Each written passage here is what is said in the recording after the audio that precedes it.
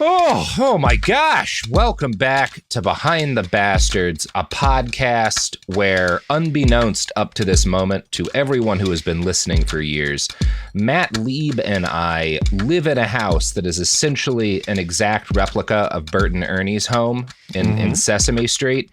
And we're in bed. We're getting relaxing from a long day of watching terrible things on the internet. Matt, are you tired? Are you bummed out? All the time. Every day is a new fresh crop of horrors, which is why, I like to go home to our special Bert and Ernie house that we live in together in secret. We do. That was really tough on your wife, but, I think it was the right decision we made. Yeah. I mean, she hates it, but also, it was pretty clear in the prenup that I would continue to be living with Robert Evans in our Bert and Ernie compound in an undisclosed location.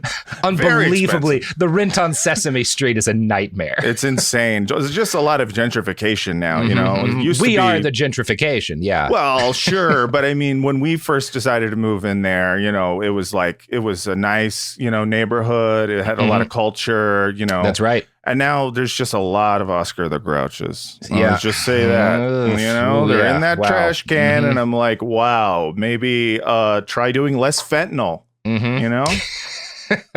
Speaking of fentanyl, the emotional equivalent of fentanyl, Matt, is when you accidentally, without trying to, have 3 straight weeks or 6 straight weeks of stories about pedophiles on Behind the Bastards. Oh, God.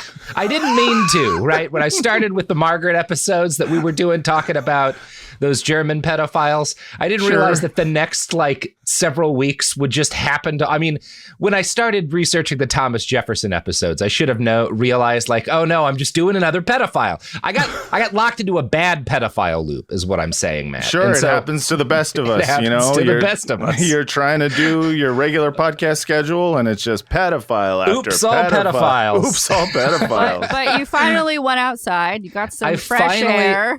Oh. Yeah. I went off-roading on a mountain and I came back and spent an entire week reading about the Olympics. And I am proud to say, Matt, no babies die in this episode except for off screen, and no pedophilia in these episodes. Oh my God, we're safe. We're safe. I'm so excited. Here's a round of applause. No, that was laughter. Fuck. Well, the point is I have a soundboard, but I have not figured out exactly which sound does what. So it's going to be a test. We'll see. Okay. A lot of tests this week. Well, that's good.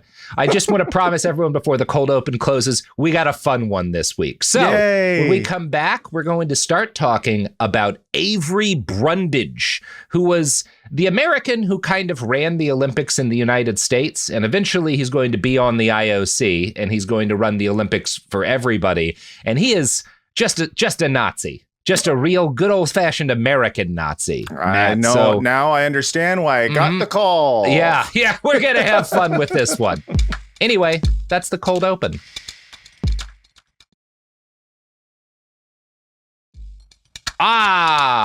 And we're warm. Matt, yes. Before we roll into this episode, you got any pluggables to plug? Yeah, that's right. I waited for after the cold open, guys. What of it? Yeah, I mean, I do have some pluggables. I actually started a new podcast, and this podcast is about Israeli propaganda. It's called Bad Hasbara, the world's most moral podcast. Hasbara, of course, being the word for explaining, which is kind of a euphemism in Hebrew in Israel for, PR, propaganda. Yeah. So I started that podcast a few months ago. And just, if anyone out there is looking for sort of information about what's going on in the news regarding all this Israel-Palestine stuff. That's what I've been doing. I've been doing it from an anti-Zionist Jewish bent, so that people can, more fully understand what they are seeing and hearing with their eyes, and why people are telling them not to believe what they see and hear with their eyes and ears. Well, it's fun. That does kind of fit in with our subject of today's episode, because as is going on right now in Gaza, we are talking about a time when a bunch of horrible stuff was being done by the government of a country, and a lot of other countries, everyone just kind of tried to pretend it wasn't because it was really inconvenient to deal with the problem. Now, in this case, the country's Germany. Oh, yes.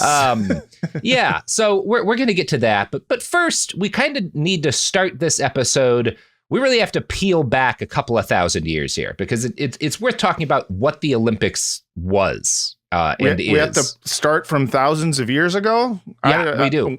When? God damn. All right. When was the first? Oh, that's right. The Olympics is this thing. It's gone back in a Roman bit, right? times. Yeah. No, further than that. This is the ancient Greeks, right? Those are different. Yeah. They are much older. Just once, could you do once upon a time? Just one time. Once upon a time, there were these guys called the ancient Greeks. And, they invented Western philosophy and they invented some chunk of mathematics. I don't know which part of mathematics, but I remember learning that some of math was invented by the ancient Greeks. Sure. And they made a lot of art. That said, while they did a lot of great stuff, they spent the bulk of their time murdering each other in really terrible ways. The ancient Greeks loved killing each other. Yeah. But in the late 700s BC, the ancient Greeks decided, let's do something besides killing each other and philosophy. Let's do sports. I love that. It's kind of right in between. It's right in between. It's a mix, right? Yeah, it's like everyone fights, okay? But we're not going to kill at the end. We're just going to, You're we're like not going to we're going to give a trophy. Yeah. So this is not sports was not a new concept in the 700s BC. People had been sportsing for basically as long as we've had cities, at least, in some fashion or another. Nice. But the idea that became the Olympics was new, which is that all of these cities that are periodically, at war or in conflict with each other, regularly we're all going to come together and everybody's going to compete without murdering each other, right? That is that's a novel idea at the time. Yeah. And the first Olympics, I think the dates, there's always a little bit of flex in dates this far back, but it was probably around 776 BC. And it was initially not a great show. It's just a single 200-meter race, which given that people are like, if you're traveling, if you're walking 5 days to get to another city, you could die on that walk, right? You're going to watch a guy run 200 meters. I lost 3 children on my way to watch people sprint for a little. My family died, but boy, that guy was slightly faster than anyone I'd ever seen before. Yeah. I mean, it's sad, but also I won $500 on a bet with DraftKings. Mm-hmm. That's right. DraftKings first started in 776 BC. Yes. Yeah. So everyone seems to have agreed that like doing a whole Olympics for one little race was kind of bullshit and not worth the trouble. So they started adding games pretty quickly. Now, running is always going to be a staple, as it is today. But the Greeks were like modern humans, in that once they figured out the idea of big international sporting events, they all kind of solidified that the best thing to gather to watch other people do was beat the shit out of each other. Yeah. And fighting. Yeah, I mean, right. It's so sad because they were probably trying to get away from that. Can we do something like, sportsmanship like What's the furthest thing from war? Running. Listen, there's got to be blood or else why are these people going to risk the lives of their kids to walk all the way over here? Yeah, Come I literally can't even get hard without watching a guy die anymore. Like, what are we doing? So wrestling was added in at the 18th Olympiad in 708 BC. Boxing entered for the 23rd Olympiad in 688 BC. And then pancration was added in the 33rd Olympiad. You're going to have to explain that one. It's basically, it's ancient MMA. It's like the first kind of MMA, right? Like it's like a proto MMA style competition, right? Okay. So this is what eventually leads to the invention of Joe Rogan. Oh, damn. Who, as we all know, is an undying, immortal figure. He's the Alpha and the Omega. That's right. Yeah. He's essentially the Emperor from Warhammer 40,000, but he really just focused on fighting sports. The and Alpha UFOs. male and the Omega male. So the ancient Olympics had a pretty good run. They're doing this for like not far off from 1,000 years, something like that, a little over, because they finally died. Yeah, it goes like 776 to 393 AD, thereabouts. Again, these are kind of soft dates on the last of the ancient Olympics is too. Sure. The end of the old Olympics is generally blamed on Emperor Theodosius I, who is said to, he's one of these big Christian Roman emperors, and he's said to have considered it pagan idolatry. I think that more rigorous scholarship has cast a lot of doubt on this because he doesn't seem to have actually banned them explicitly, but whatever the truth, whatever specifically kind of leads to the fall of the Olympics, they do stop doing them, right? By the time, yeah, it's a bummer. Well, I don't know. I don't actually like the Olympics, so.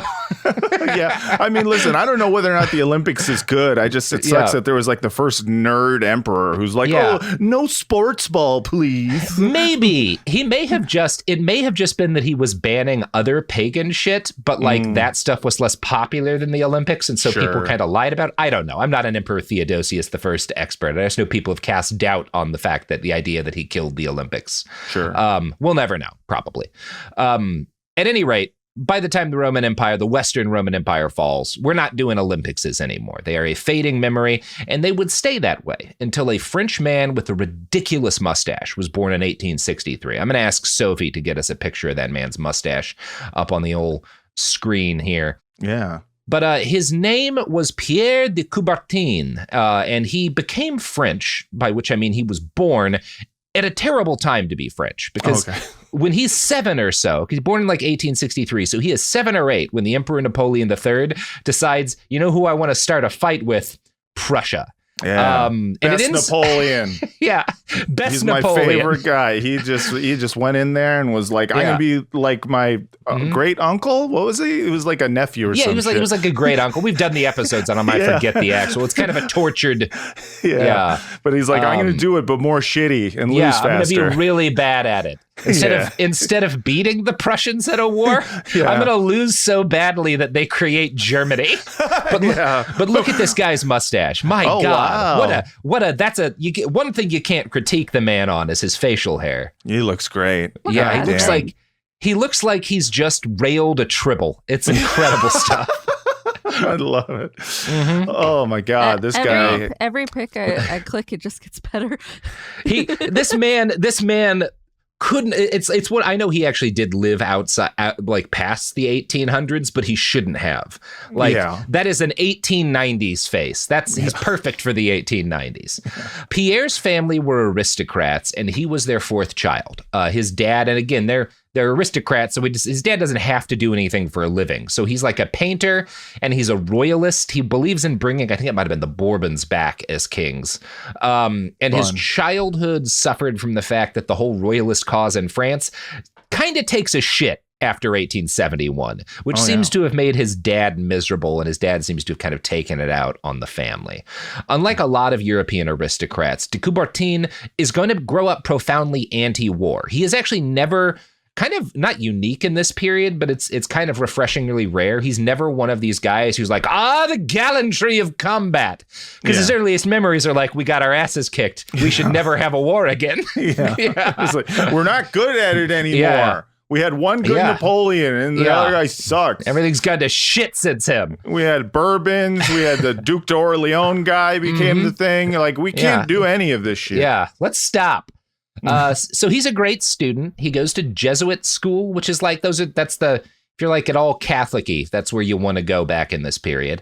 But he refuses to follow his father's wishes because his dad wants him to join the military, which again had been kind of the expected thing for folks in his chunk of the aristocracy. By the time he's a young adult, de Coubertin has decided he wants to study law and history. And he seems to have kind of thoroughly concluded that like my father's France failed. Right? Like the culture in which I was raised in is a failure, and we need to make changes, which he's not wrong about. At age 20, he encounters a book called Tom Brown's School Days. This is a really influential, maybe the most influential piece of fiction in educational history, because it both, because of how popular it is, Like the English boarding school system had existed before, because this book is literally about it. And in fact, is like fictionalizing an actual English, like basically principal, Tom Arnold, who was Tom like Arnold. Yes, that Tom Arnold. He has deep roots. He has also been around for a while. God damn. And was this was the thing he did before he was in, what was it, Coneheads? He was in Coneheads. He was in The Stupids. The Stupids. Jesus Christ. So this is one of the most influential pieces of fiction in educational history, because not only does it like create the cultural image of the English boarding school system as this incredibly like renowned, and like it's part of why people from all over the rest of the world start enrolling like rich people in English boarding schools, right? Is the success of this book. And it also launches the genre of boarding school novel as like a thing. So this is literally like the start of the DNA line that ends in Harry Potter, is Tom Brown's School Days, right? These are directly related. Like we get Harry Potter because of Tom Brown's School Days. This is like the first YA novel. Yes. I love this. Yeah, it has a lot to do with that. Yeah. Tom Brown's School Days focused on the rugby school, which is again run by Tom Arnold. In one later article on the subject, a guy named Volker Kluge writes, Arnold sought to educate his students by including sports and community games for Christian gentlemen. I was confronted with something completely new and unexpected, athletic education, Coubertin wrote. Now, Arnold actually didn't like sports. He's one of those guys where he's like, I think this is kind of like a little common for me, but if you don't give boys a way to tire themselves out, they'll masturbate. So this is the best option that we have. It always right? goes back to that. It's always someone trying to stop you from coming as a teen. What the fuck? The entire root of like Victorian civilization is stopping boys from coming. That's all that it's about. How do we stop this? In an article for the Daily Beast, Candida Moss writes, Arnold believed that in order to create Christian gentlemen, he had to replace bad impulses with good. Arnold himself wasn't a particular fan of sport, but he preferred it to fighting or poaching. If you exhaust young men and promote the idea of sportsmanship, you will keep them out of trouble.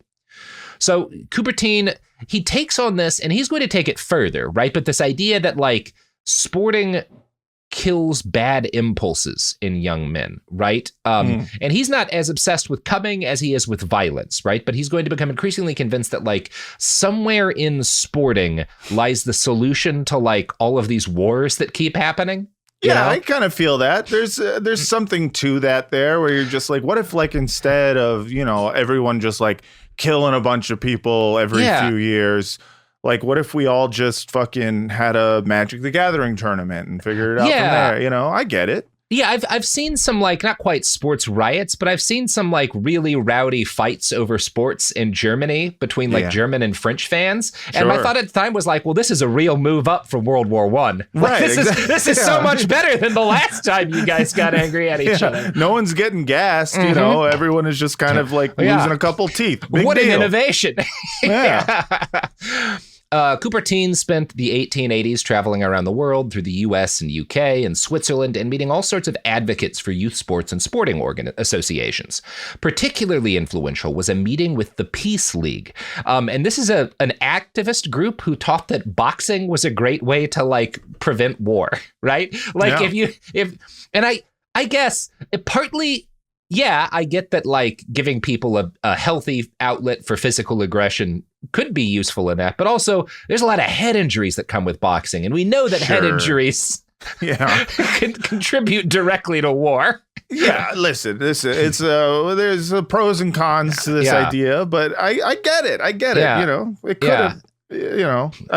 You can see the logic. Stop war. It didn't. They were ultimately wrong. Yes, but I get trying it out for a little bit. It's not like, it is. It's one of those things. I both want to make some bit jokes because of how like wrong this guy is, but also I can see the logic. Like at the time, you can't. He's not. It's not dumb or like shitty for like wanting this to work. I also wish it had worked. It's better logic than, this will stop, kids from coming. Yeah. Like, and that of course is not going to be, well, I don't even know what their thought process is, because I've never been too tired to jack off. No young man ever has been. No young man has ever been. We all always have a little extra room for Jello, if you know what I mean. Yeah. And it's also like he's got better logic than the guys who are like, well, we've built the deadliest gun ever. Surely this will stop war. Yeah. No one's going to want to, get in front of one of these guys. So war's over. Yeah, no one's going to feed an entire generation of their young men into these things. We built a giant human meat grinder. Anyways, war's over now, right? Yeah. Oh no, the conveyor belt is pulling more men into it. Oh, cruel fate. So Coubertin wrote that boxing could be a peacemaker. And still, again, this whole process is what culminates in him being inspired to revive the Olympics, right? He revives the Olympics because he has this messianic belief in the power of sports to end global conflict. And I think he's mostly, when he talks about ending war, he's not talking about ending all these little colonial wars. He's primarily talking about like avoiding another European war, right? Yeah, right. Yeah. A war that will cost more lives for, his own people. Whereas like a nice colonial war is just like, no, that's just a simple eradication. Yeah, we don't even hear about that on the news, really. Exactly. Yeah. That's not even people. Don't worry about that shit. You can kill all of them. So, as de Coubertin wrote, let us export rowers, runners, and fencers. There is the free trade of the future. And on the day when it is introduced within the walls of old Europe, the cause of peace will have received a new and mighty stay. Sure. It's a nice idea. Yeah. Eventually, he convenes a Congress in and obviously I am yada-yada-ing a lot about this process because we don't need to get into the weeds of it, but they have a Congress in 1893 to decide, like, he and a bunch of other folks who are part of like major sporting organizations in the West, how are we going to revive the Olympic Games, right? It is decided that these games should be for amateur athletes only, not paid professionals. This is the first of what are going to become many breaks with the original Olympics. In the ancient Greek Olympics, there was no rule against them making money for winning, right? Like you could bet on shit. Like they didn't have any problem with that. Yeah. There's also, as far as we know, there were no rules against doping. Now, doping was different in ancient Greece. We know that they would like eat a lot of beef because they thought it was like it worked the way steroids do. If you eat a lot of beef, then you become strong as cow. Everyone knows. It's simple. Yeah, beef makes you cow strong. If you eat whole horse, you become run as fast as horse. It's simple logic. Everyone knows. You eat bald eagle, you can fly real hard. Everybody knows this. Now, the other thing I should note is that, like, at the start of the revived Olympics, there are no rules against doping. And in fact, people are going to do lots of drugs in the early Olympics, and it's fine. Yeah. I'm okay with that. Early Olympics, they were figuring shit out. It's considered, it actually may have been less common then just because it was considered ungentlemanly, but it wasn't like forbidden for a while, right? Yeah. And so a lot of times people wouldn't dope just because like, well, I am a gentleman, Yeah. Anyway, there's a lot of confusion in trying to understand what the Olympics were meant to be when they were revived in the use of the word amateur. Because like, if I were to say, oh, that golf player is a real amateur, you would interpret that to mean, well, he's not very good. Right. Yeah. You would not, an average person would never look at a world-class Olympic gymnast and go, wow, what an amateur, right? Like that's just not how we use that word. Yes. But in the late 1800s and early 1900s, that word had a very different meaning. And I want to quote from an article for Vice by L.A. Jennings here. Sports in the 19th century remained a luxury of the middle and upper classes, with lower class athletes routinely excluded from participation. The rules for the 1878 Henley Regatta declared, no person shall be considered an amateur oarsman or sculler who is or has been by trade or employment for wages, a mechanic, artisan, or laborer. Sports historian Alan Gutman explains that in its earliest institution, rules of amateurism were invented by the Victorian middle and upper classes to exclude the lower orders from the play of the leisure class. That sounds about right, though. That's kind of what it is. I mean, listen. Yeah. Whenever people talk about NCAA basketball players like trying to get a little bit of money for their the fact that these schools use their images and sell merch based on them, but they can't make a single dime. It does feel very similar. It's like, no, we've put these rules in place so that you stay poor and we can make some money. Yeah. Yeah. And that is, we are talking about the origins of why the NCAA be that way, right? Like that all has its roots in this.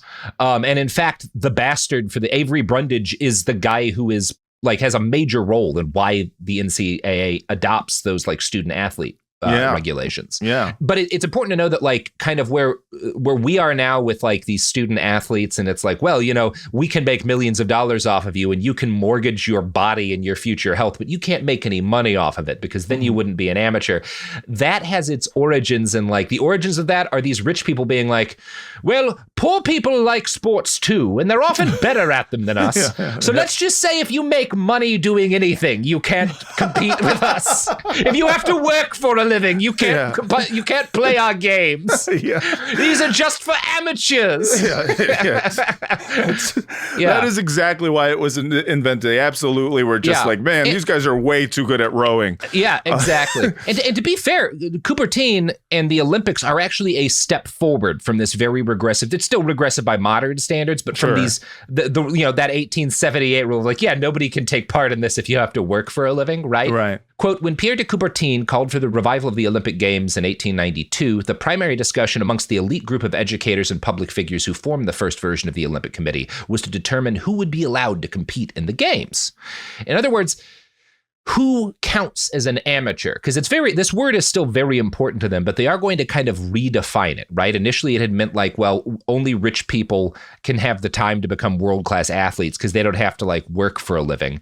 And it's going to evolve through this period. In 1894, the workers' rights movement has made enough inroads that even the kind of out-of-touch elites that de Coubertin works with to start the Olympics, they're not going to say if you have to work for wages, you can't compete, right? But they are going to try and exclude working class people anyway by basically saying you just can't make money from sports, right? Which still excludes people because only rich people can afford to like practice enough to become world class without ever making money on it, right? It still mostly excludes people. I mean, I don't know. I mean, I guess it's like someone if they run for a living because they have a job as, you know, a circus performer running away from crazed lion. But like for the most part, it's like, no one's playing basketball on any other level except for professionally or for money. And there's also a degree of a legitimate concern, which is that these guys, as much as they hate to admit it, recognize that like pro boxers are always going to be better. Like, and most pro boxers are like poor people who came up fighting like the nastiest kind of fights you can fucking conceive of, right? To be able to become like make a lot of money as a boxer. And that guy, some like rich dude who's like the 14th Earl of Chaunceybury or whatever, that guy is going to get his skull turned into powder by 1890s Mike Tyson, right? We must ban anyone who does it professionally lest we get our heads smashed in by an Irishman. A man whose ears are entirely cauliflower. Like, he's not allowed. No, he can't compete. No, not him. So eventually they come up with a new definition for amateur, which is somebody who has profited specifically for their participation in a sport that they want to compete in for the Olympics. As Alan Gutman notes, through most of the 20th century, amateurism was defended with the argument that fair play and good sportsmanship are possible only when sports are an athlete's avocation, never his or her vocation. Part of what's going on here, we're going to see this with when we finally do get to Avery Brundage. There's this attitude among like the wealthy and the aristocracy who all have a lot of money that there's something gross about capitalism still. They are the winners of this system, but they recognize that like the way in which we compete under capitalism kind of ruins fun stuff. But their way of dealing with that, actually, that's true. But their way of dealing with it is to just try to keep poor people away. Right. Yeah. So the first actual Olympics is going to hit in 1896. It is, more gender woke than the original Olympics. Women had not been allowed to participate in the original Olympics. The ancient Greeks, not really big fans of women. They didn't even fuck them half the time. Not really. Not famous for that. So the new Olympics is going to be a lot better at that, but it is biased heavily towards men and women of means. In the longer term, the fact that this veneration of amateurism is initially bundled up in the heart of the whole idea will provide an opportunity for Olympic officials to execute petty grievances and fuck with athletes they don't like for for whatever reason. We are talking bullshit power trip stuff, and the king of that kind of shit is going to be the future International Olympic Committee president, Avery Brundage. Now we finally got to our bastard. So that's let's the guy. Take an ad break here, and then we'll come back to talk about Avery.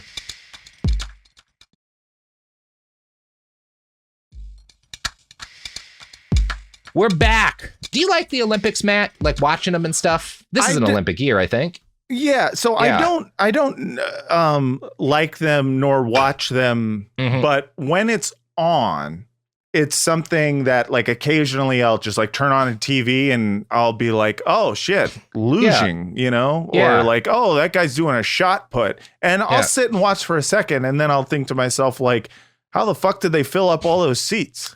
Yeah, that's usually the question I have, but I don't mind people who love it. You know, if you like watching people throw a javelin, more power to you. I wish I was that easily entertained.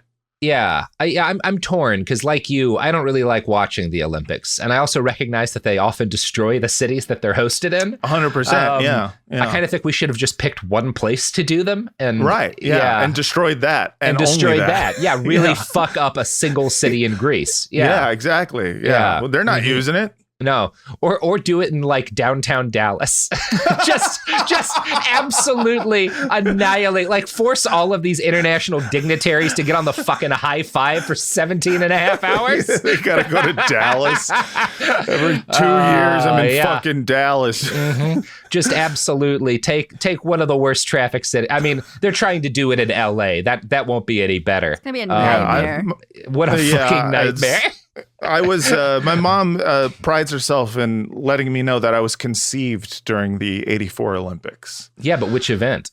I don't know. I don't want to, she just says it and I run away. I don't want to know where she fucked. Look, and Matt, during when. Don't take this the wrong way, but you do seem like a shot put baby. Oh, I don't take that the wrong way. I mean that as a compliment. No, that's, for sure. You know? Honest sport, Yeah, top heavy guy.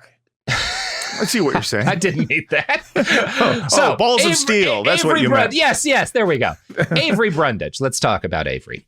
Born on September 28th, 1887 in Detroit, Michigan. Hell yeah.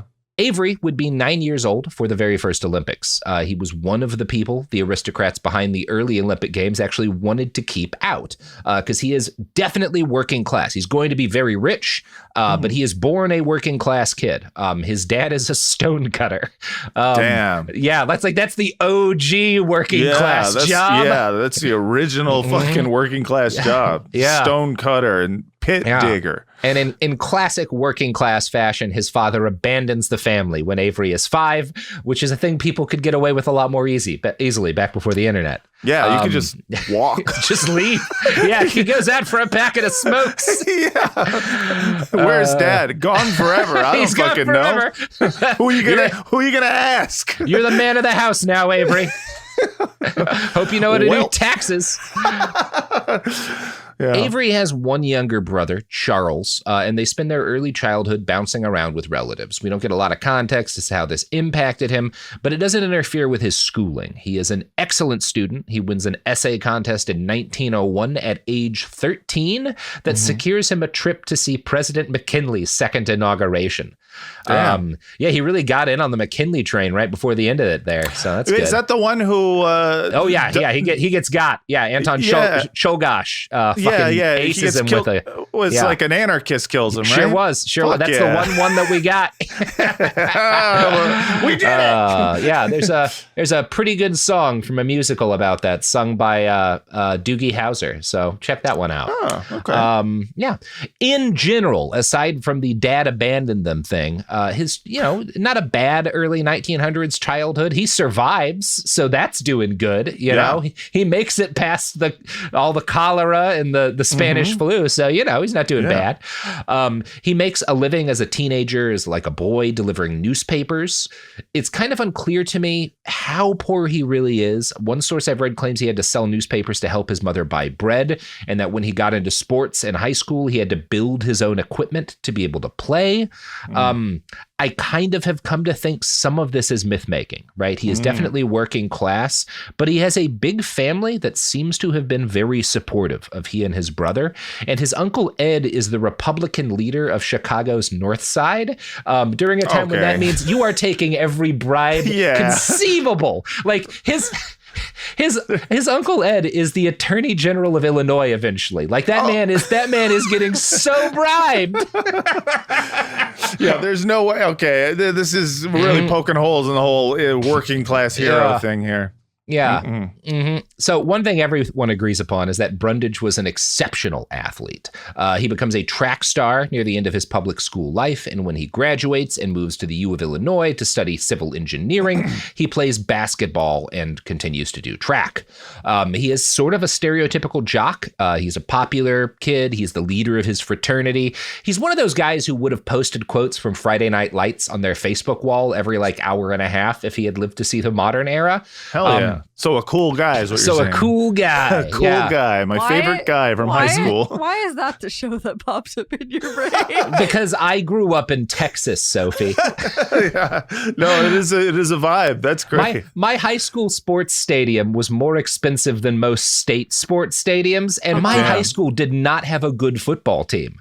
That's we just had a $10 million stadium because you do. Yeah, because you got to be ready in case someone gets good. Yeah, so you might have a kid who's really good at some point. Or is it that you find Kyle Chandler to be a very handsome man?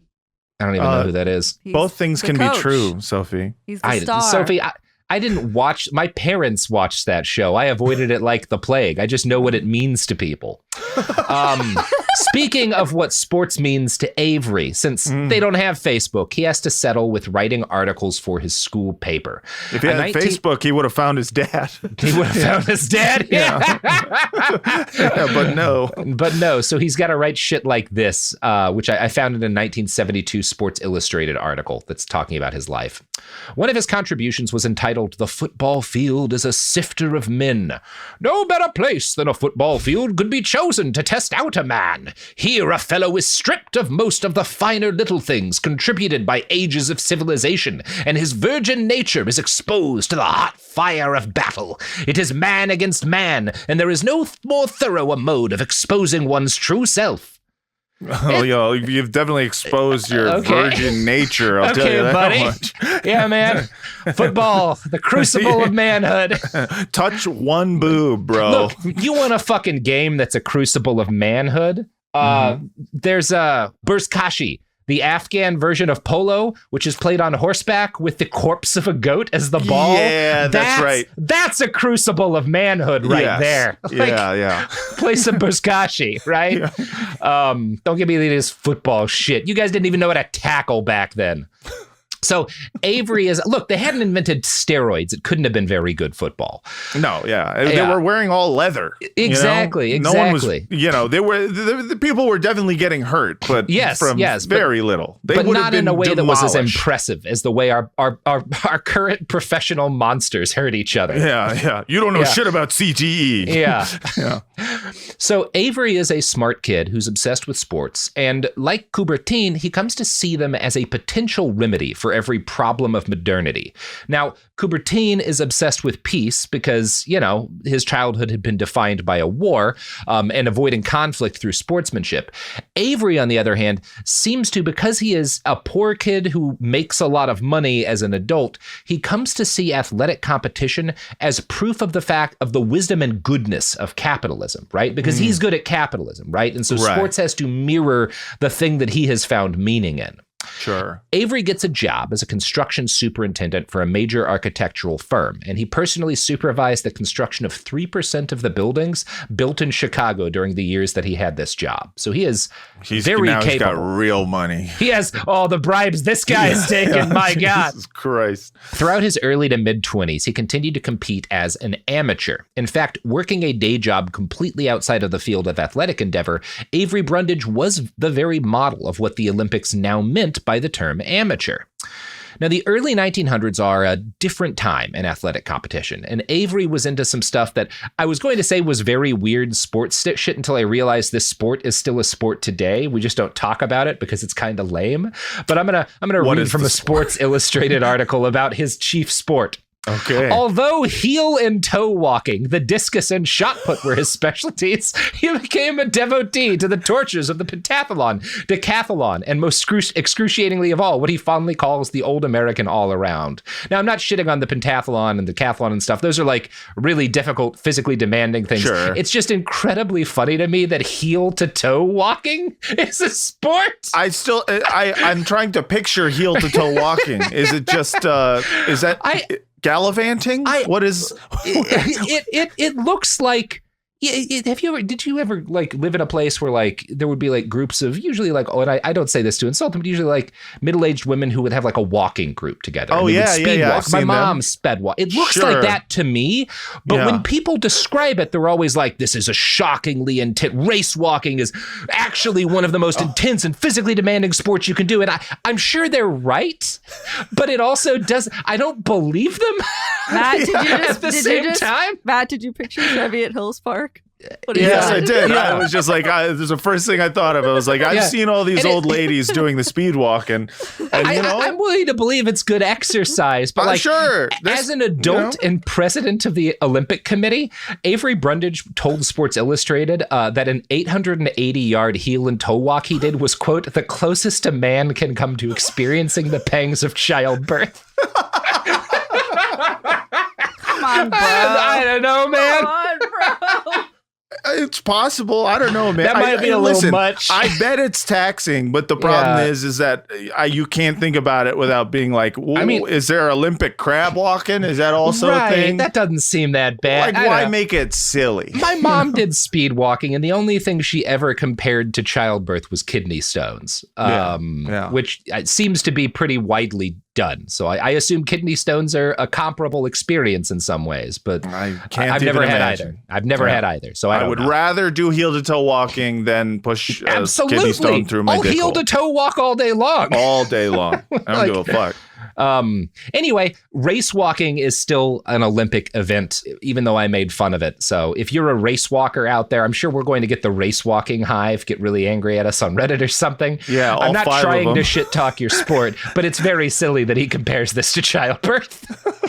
But he is a really good athlete. In 1914, at age 26, Brundage won the U.S. championship in the American all-around, which is like, it's a series of 10 events, the 100-yard dash, a high jump, high hurdle, shot put, broad jump, 56-pound weight throw, pole vault, and then that 880-foot walk, plus like a hammer throw and a run, all done in a single afternoon, which is like, that's a whole thing to do, right? Yeah, like that sounds taxing. That's a lot. He's very good at it. Sports writers in 1918 call him the greatest athlete of his day.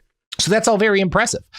You could look at Avery Brundage's early life as an almost seamless path of success from poverty to like wealth to athletic greatness, with one gap in his resume of perfection. And that gap is this. In 1912, he partook in his only Olympics as a competitor. In Illinois, he had been a star, but in the Olympics, he finishes 6th in the pentathlon and 15th in the decathlon. And if we're looking at objective terms, neither of those is bad, you know? Yeah, you made it to the Olympics. That's pretty good, right? Yeah, you got to hang out in the Olympic Village. That sounds sick. You got to, I mean, I assume they had less sex back. I assume at least Avery wasn't having that much sex. Well, definitely Avery was not. Was writing essays like that. This guy's talking about race walking. yeah. He doesn't have much game. Anytime he meets a lady, he starts talking about how he knows the pain of childbirth because he had to walk the fast virgin once. Virtues of heel to toe walking. You'll never understand it. But he actually drops out of the pentathlon before finishing because he realizes he can't get enough points to actually medal, which I don't know, might kind of seems like bad sportsmanship, but I've never been to the Olympics. I don't know. Yeah. Jim Thorpe, the best athlete in the field at the time, wins gold in both events. Jim Thorpe is a Native American athlete, right? This is going to be very important because later in life, Avery is going to nurse something of a grudge against Thorpe. When Avery becomes president of the International Olympic Committee, Thorpe loses his medals, and there was like a move to like, come on, give him back his, he was a great athlete, and Brundage is always going to be like, no, fuck him. He broke the rules, right? Like, and some people will suggest maybe it's because he was kind of, jealous still. He never got over losing. Yeah. Despite his frustration, or perhaps because of it, the whole experience of participating in the Olympics hit Avery as a sort of religious experience. He later wrote this: What social, racial, religious, or political prejudices of any kind might have existed were soon forgotten, and sportsmen from all over the world with different ideas, assorted viewpoints, and various manners of living mingled on the field and off with the utmost friendliness, transported by an overflowing Olympic spirit. My conversion, along with many others, to Coubertin's religion, the Olympic movement, was complete. And I kind of think that what's happening here is that, like, people didn't travel as much internationally back then. It was harder. And he, like, goes overseas as a young man and makes a bunch of friends and has an intense physical experience. And he walks away in the same way people do when they go to raves and stuff now, or for festivals, right? He has that kind of, this is his, like, Burning Man, right? Yeah. They're like, damn, it's just like, it's the only place in the world where you can feel at one with all of humanity. Right. And it's like, what are you talking about? And it's like, Bonnaroo. Yeah, exactly. And like any kind of person who has that sort of experience as a young person, he's going to spend some time convinced this is the way to save the world. And unlike most people, he never moves past that, right? Yeah. It's normal to take ecstasy at a really good concert and be convinced that you found the secret to war. But like, But then you find yourself, a few years later, taking ecstasy just to play some video games at home. And you're just like, I have a drug problem. Oh, this is no longer as fun as it was. So it was not uncommon for dedicated Olympians, particularly those who went on to work for the Olympics professionally, to kind of worship the games. This is a religion to the people who are most into it. It really is. In his book, Berlin Games, Guy Walters writes, Coubertin was almost regarded as Christ, and Ballet-Latour, who is like his second in the Olympic Committee, as his disciple. These men were infallible because they embodied an idealism that far transcended the grubby quotidian strivings of humanity. It was a pagan idealism, its pageantry godless, but its chauvinist adherents were nothing less than fanatics, men for whom no other point of view was acceptable. If anyone obstructed their ideals, then they would be subjected to the most vicious ad hominem attacks. So they have a toxic fan base. Yeah, the Olympics is breaking new ground there. They're Star Wars nerds. Yes. This is like how everything works now, but it is noted at the time as being pretty unique, right? There's nothing quite like the Olympics and its toxic fan base. Yeah, I told them that I don't really like the heel to toe running, and they called me a slur. Yeah. They mailed a bomb to my dad's house because I joked about walking not being hard. Starting in 1919, Brundage began to take on more, because again, by 1919, he's not old, but he's like old for competitive athletics. So he starts taking on more and more roles in sports administration. He initially takes on roles in the Amateur Athletic Association, or AAU, which is at one point the rival of the NCAA. This is one of those things where they both kind of come up at the same time, and they're kind of trying to do at least very similar things, and so they hate each other, right? There's like, I'm going to rip these kids off. Yeah, I want to rip off these children. I'm going to profit from their pain. They like have this, exploit them.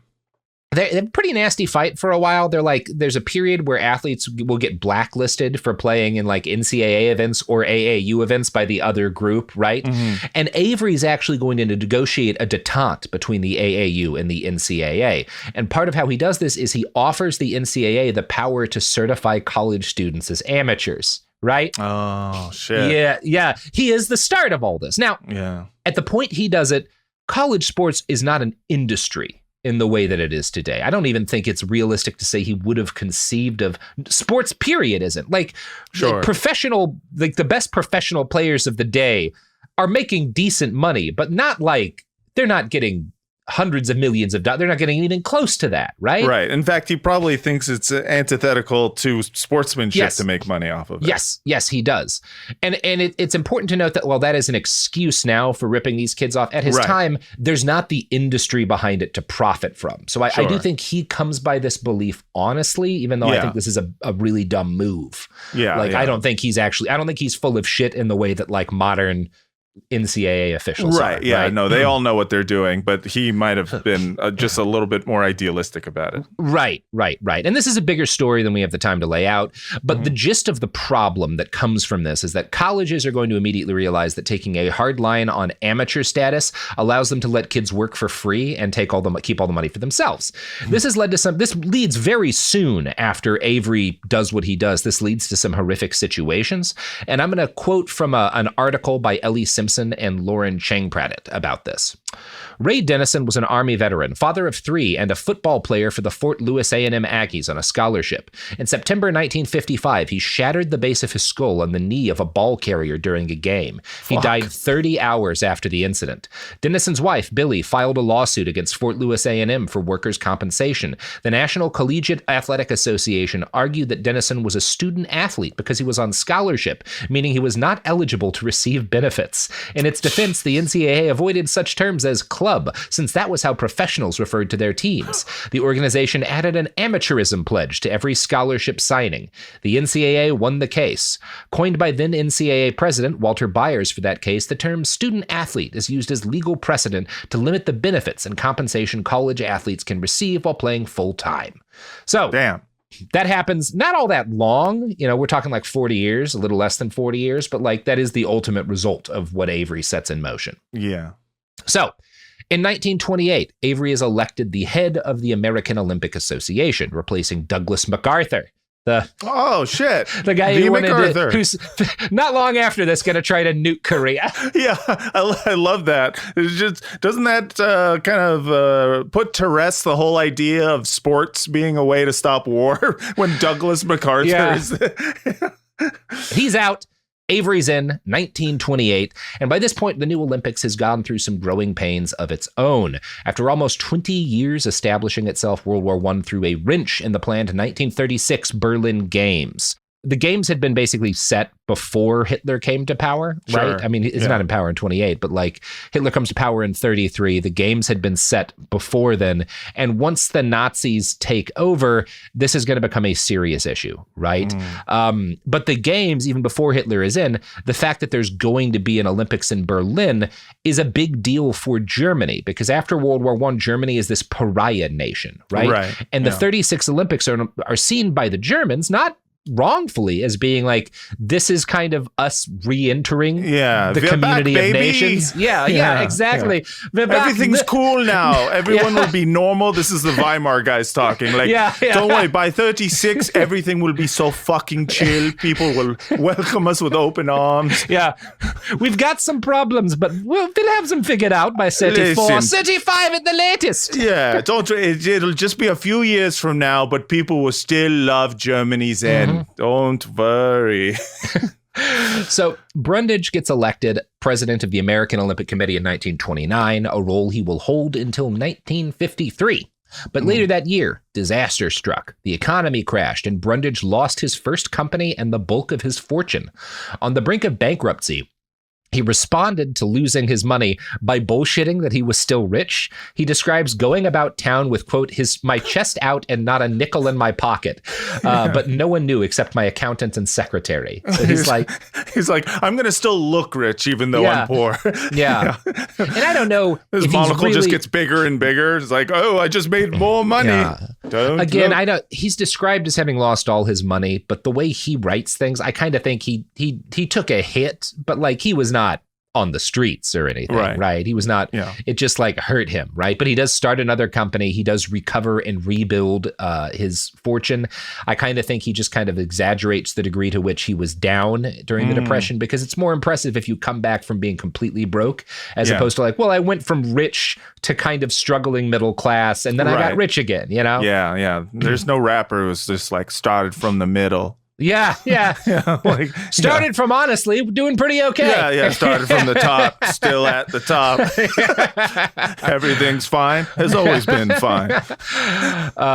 Either way, whatever the truth is, he would later mock businessmen who lost their money and committed suicide in the Depression by saying that they lacked, quote, the character-building discipline of competitive sport.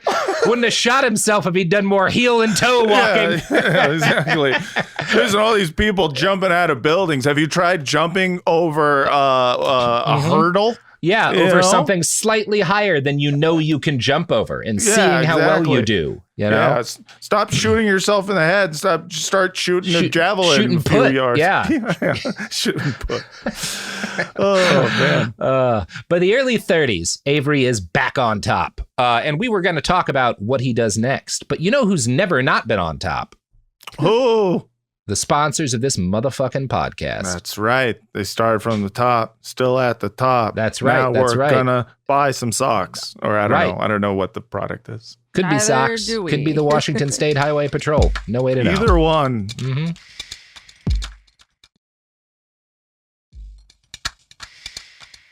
We're back.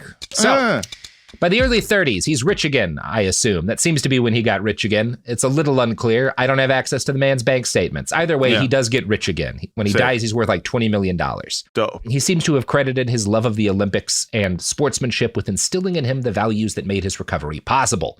But he was worried, despite the fact that things are doing better for him. He's worried about the growth of sinister socialist movements in Russia and beyond.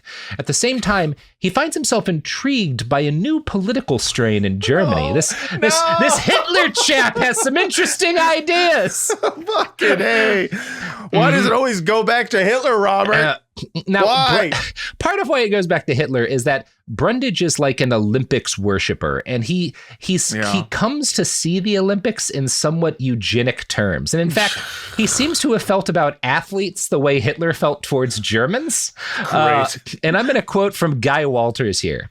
Brundage also saw in Olympism an enshrinement of his own racist ideals he shared with the Chicago Association of Commerce in November 1929.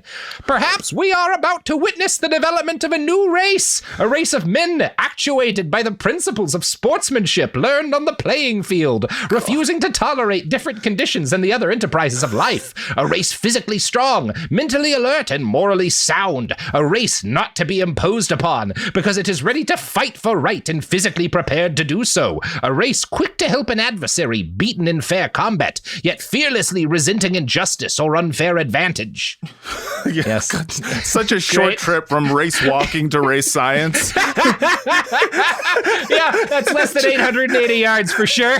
It's a problem with it, just the word itself being you're super into race. That's how you become racist. God damn it. Great stuff. It's just I don't want to say I get it, but it's like it's one of those things where you just whenever people. This is a problem I have with the Olympics in general that makes me uncomfortable is there is something of a, when they say like, all the nations, are competing and whatnot, it does feel somewhat like race wars, the sport. Yeah. It has that element to it a little bit. And it's always made me feel icky. And there's this other thing that, like the Olympics, de Coubertin seems to legitimately have come by I think that this could help us, get past war as a society. And I respect those utopian ideals. Sure. But it does seem like we eventually walk back around to like, well, this isn't literally war, but like, what do you do in war? Well, you hurt a lot of kids, and I think about like Larry Nassar molesting all those gymnasts. Yeah. He's not the only gymnastics coach to have done that. No, and I think about like the systematic mistreatment and abuse of young men as foot soldiers. I think about stuff like Soviet Union doping athletes, or like athletes doping it, all sorts of countries, right? Like this obsessive need to like, well, we have to win, and anything that we have to do to these athletes in order to allow them to win is okay. So let's shoot them up with whatever the fuck we can shoot them up with, right? And you wind up including recreating a lot of this. And the shaming of people, of like athletes. They're trying to like ban fucking at the Olympic Village. Right. That's the thing. One great thing about the Olympics. That's why you get good at sports. Right. Yes. So you can eventually someday be in some sort of fuck village. Nobody ever became the best at a sport to not get laid. I'll say that. Exactly. Right? Come on. So the fact that Avery is kind of arriving at race science by way of heel-to-toe walking, by race walking, leads him to occupy an awkward cultural position as Hitler takes power in Germany. Before Hitler's election, the 1936 Olympics had again been promised to Berlin. After Hitler comes to power, many Americans, a lot of them are Jewish American athletes, but not exclusively. There's a lot of just people who don't like Nazis, decided like, well, now that the Nazis are in charge, we shouldn't participate in these Olympic Games, right? Because it will normalize the Third Reich and its oppression of its Jewish citizens. And not just the Jewish, there's a lot of people who are, because it's not just Jewish citizens being oppressed, but in general, the Third Reich is doing a lot of terrible shit. And if we show up there to play the games, we'll kind of be handing them a win and legitimizing the regime, and we shouldn't, right? That's what a lot of people are arguing. Yeah. This enrages Avery. His most rigid principle is that the Olympics should never be political. Now, of course, that's not really true. That's what he says. But the way Avery treats the Olympics is deeply political. He just, whenever he's thinking about something he believes deeply, he doesn't consider that politics. Right. It's not politics. That's just reality. Everyone else is just perverting his reality, which is the only true reality. Yeah. And I want to quote again from that Berlin Olympics book. Quote, he also frequently insisted that more than the future of amateur sport was at stake in shielding sport from political manipulation. Upon sport for sport's sake depended the healthy psychological valuation of individual effort and excellence that was at the very heart of a democratic way of life. Moreover, fit bodies and competitive spirits were, in Brundage's view, essential for the continued success of American capitalism at home and abroad. Though he never acknowledged the political coloring of his vision of the Olympics, he regarded them as a kind of international mission for spreading democratic values in the continuing ideological battle between communism and the American way of life. Yeah. But that's not political. That's just not the political. That's the natural state of things. That's just fine. It's just normal stuff. That's not politics, right? Right. Yeah. God is a capitalist. Reality is a capitalist. Right. Communism is the devil. And most people who self-identify as apolitical are the most political people I've ever met in my entire life. Yes. Right, of course. It's it's the height of privilege is the apolitical nature of your viewpoint when you're just like, oh, I don't know. I've always felt like politics is weird. Status quo always seems cool and great. Yeah. I back when I lived out in the middle of nowhere, I ran into one guy who identified as apolitical and actually was. And the reason why I believe him is when I told him that Hillary Clinton was running for president, he was like, wasn't a Clinton just president? And I was like, and it did not seem to be aware of the Bush years, but this was a man who had been out in the mountains that entire time, not really aware of the Bush or the Obama year, just kind of missed 16 years. Yes. Yeah. No, if you're going to be apolitical, you have to be almost literally living under a rock. No, I literally have not talked to anyone in 20 years. All my best friends are animals. I really don't know what's politics now. You, in fact, are apolitical, sir. Wow. Yeah. All right. So, Matt, you got any pluggables to plug? Well, if you are an apolitical person like me, I have a new podcast out there called Bad Hasbara, the world's most moral podcast, in which me and some great guests, we talk about what's going on in Israel, and we break down some of the hilarious new propaganda that seems to be dropping on a daily fucking basis. If you want to, check that out, you can get it wherever, podcasts are given away for free, or go to YouTube and type in Bad Hasbara. The channel is called Frotcast because I used my old YouTube channel that no one watched and I started posting on there. And now it's mostly Bad Hasbara content. But Frotcast is the name of the channel. Can I change it? Probably. Will I? I don't know. I don't know how YouTubes work. How do you spell that? Frotcast. That's the name of the channel. And the podcast, again, is called Bad Hasbara. Hasbara. Check it out. All right. Behind the Bastards is a production of Cool Zone Media. For more from Cool Zone Media, visit our website, coolzonemedia.com, or check us out on the iHeartRadio app, Apple Podcasts, or wherever you get your podcasts.